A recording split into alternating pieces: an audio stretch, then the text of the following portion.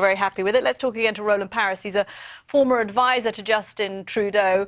Mr. Paris, whilst they spoke warmly about each other, just as you suggested earlier, and they talked about the need to get along, their own personal need to get along, but for the countries to get along, you could also really see the difference between these two men. There is Justin Trudeau talking about openness, talking about integration, both on an economic front and allowing refugees, talking about Canadian values of openness, and Donald Trump taking the occasion when he was asked questions to talk about how he is getting rid of people who are in the country illegally and stressing the need to secure America's borders and keep people out.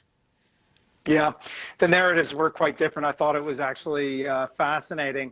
But to me, what was just as interesting was how both men managed that difference. They were both invited several times to criticize each other's approach. Both of them declined to take that opportunity.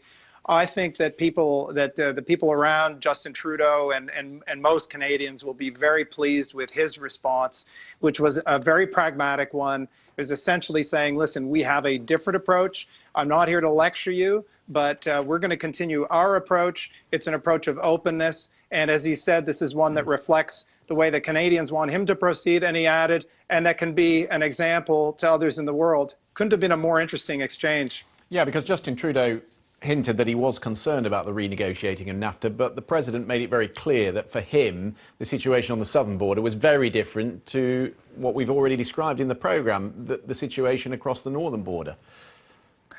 Yeah, this confirms what what the indications have been now for quite a while, that Donald Trump's concerns with NAFTA are primarily about Mexico.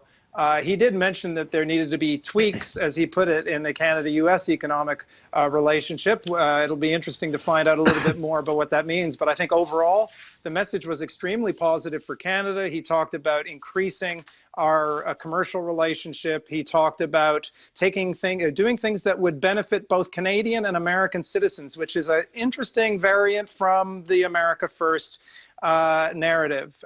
So I also think, if I may add, that this is actually good news for all of America's allies, because what we've seen now are two positive, responsible, constructive meetings back-to-back with Prime Minister Abe and Prime Minister Trudeau, after having seen very different kinds of interactions between the President and the Prime Minister of Australia and President of Mexico. Hopefully this, two good meetings, maybe that's a pattern. I think we can hope for that.